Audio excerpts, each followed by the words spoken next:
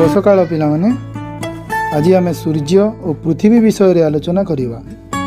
सूर्य एक स्थिर आलोक प्रदानकारी उत्तप्त ज्वलंत पिंडुला अटे।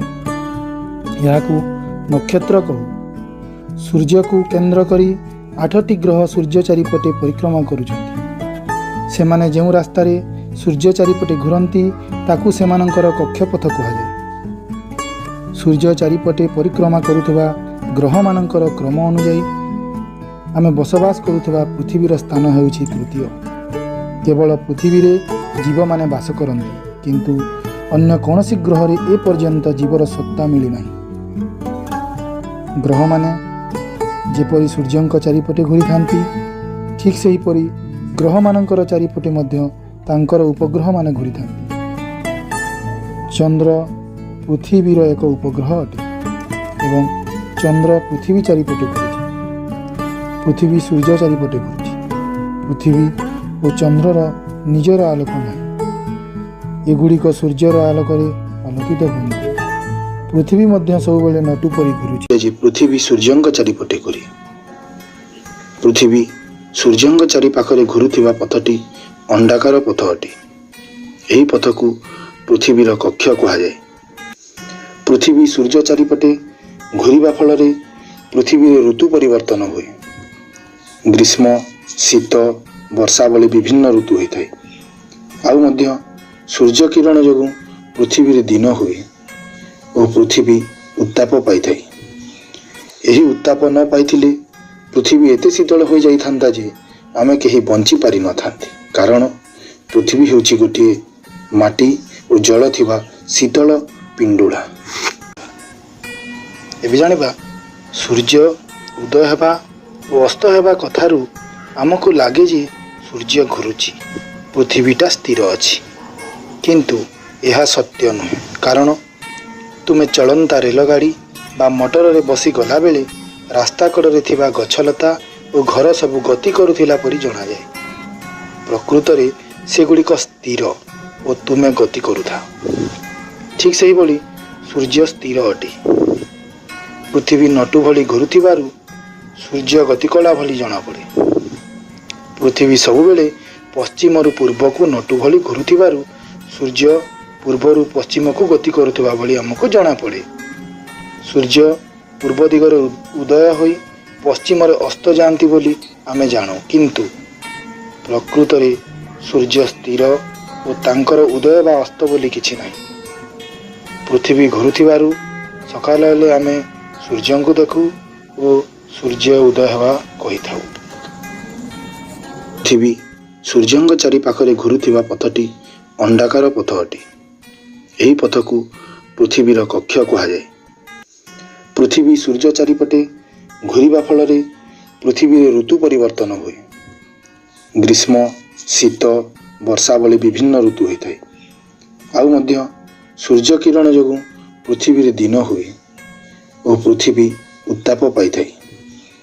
यही उत्ताप न पाइथिले पृथ्वी एते शीतल हो जाइथांता जे आमे केही बंची पारि न थांते। कारण पृथ्वी हेउछि गोटे माटी और जल थिबा शीतल पिंडुला।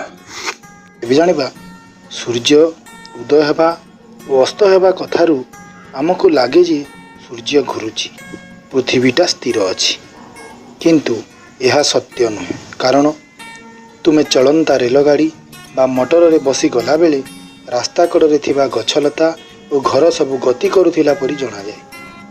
प्रकृत रे सेगुड़िक स्थिर और तुमे गति करुथा। ठीक सेही भली सूर्य स्थिर अटे। पृथ्वी नटु भली घुरुथिबारु सूर्य गतिकला भली जणा पड़े। पृथ्वी सबुबेले पश्चिम रु पूर्व को नटु भली घुरुथिबारु सूर्य पूर्व रु पश्चिम को गति करुथिबा भली हमको जणा पड़े।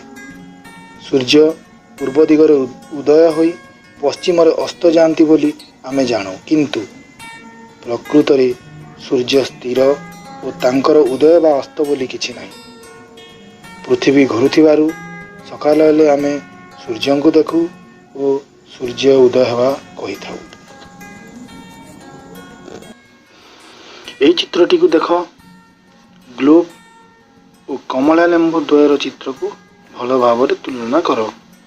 देख ग्लोब କମଳା ଲେମ୍ବୁର ଆକାର ଏକାପରି। ପୃଥିବୀର ଆକାର ଠିକ୍ କମଳା ଲେମ୍ବୁ ପରି ଗୋଲ ଓ ଦୁଇ ପ୍ରାନ୍ତ ଟିକେ ଚ୍ୟାପ୍ଟା। ଏହି ମାଟି ହାଣ୍ଡିଟିର ବାହାର ପଟକୁ ଦେଖ, ତାହା କେଉଁ ଆକାରର? ହାଣ୍ଡିର ତଳପଟ ଗୋଲାକାର। ତଳପଟକୁ ଆମେ ଯଦି ଭାଙ୍ଗିଦେବା କିଛି ଖପରା ହୋଇଯିବ।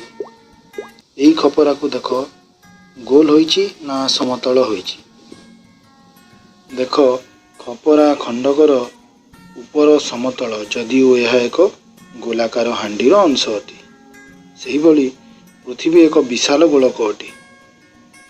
ଆମେ ବାସ କରୁଥିବା ଅଞ୍ଚଳଟି ପୃଥିବୀର ଖୁବ୍ ଛୋଟ ଅଂଶ ହୋଇଥିବାରୁ ପୃଥିବୀର ଏହି ଅଂଶଟି ଆମକୁ ସମତଳ ଲାଗୁଛି। ପୃଥିବୀ ଗୋଲ ବୋଲି ଆମେ ଦେଖିପାରୁନା। ପିଲାମାନେ, ତୁମେ ନିଶ୍ଚୟ ଭାବୁଥିବ ଯେ ଦିନ ରାତି କିପରି ହୋଇଥାଏ।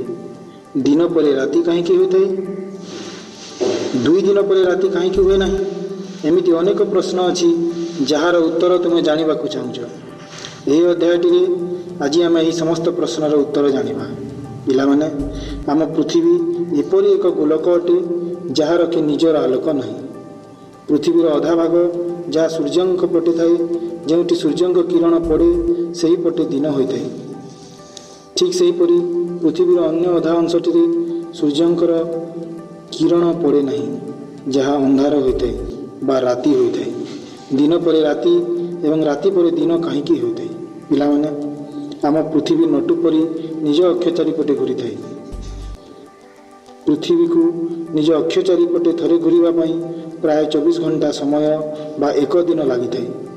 ଏହି ସମୟରେ ପୃଥିବୀର ଅଧା ଅଂଶ ସୂର୍ଯ୍ୟଙ୍କ ପଟେ ରହିଥାଏ, ଯେଉଁ କାରଣରୁ ସୂର୍ଯ୍ୟଙ୍କ କିରଣ ସେହିପଟେ ପଡ଼ିଥାଏ ଏବଂ ସେହି ଅଂଶଟି ଦିନ ହୋଇଥାଏ। ଏବଂ ପୃଥିବୀର ଅଧା ଅଂଶ ଯାହା ସୂର୍ଯ୍ୟଙ୍କ ପଛପଟେ ଥାଏ, ସେଠି ସୂର୍ଯ୍ୟ କିରଣ ପଡ଼ି ନ ପାରିବାରୁ ସେଠି ଅନ୍ଧାର ହୋଇଥାଏ ବା ରାତି ହୋଇଥାଏ। ଏହିପରି ନିଜ ଅକ୍ଷ ଚାରିପଟେ ଘୁରିବା ଯୋଗୁଁ ଅଧା ଅଂଶ ଦିନ ଓ ଅଧା ଅଂଶ ରାତି ହୋଇଥାଏ। ଦିନ ପରେ ରାତି ଏବଂ ରାତି ପରେ ଦିନ ହୋଇଥାଏ। ଏହିପରି ଭାବରେ ଦିନ ଓ ରାତି 24 ଘଣ୍ଟା ମିଶି ଏକ ଦିନ ହୋଇଥାଏ। ଆସ ଆଜି ଦିନ ରାତି କିପରି ହୁଏ ଏକ ପରୀକ୍ଷା କରି ଜାଣିବା।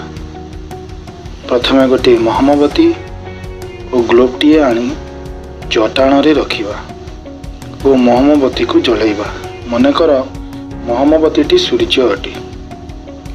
ଗ୍ଲୋବକୁ ମହମବତୀର ଆଗକୁ ଆଣି ରଖିବା ଏବଂ ଘରଟିକୁ ବା ଶ୍ରେଣୀଗୃହକୁ ଅନ୍ଧାର କରିବା।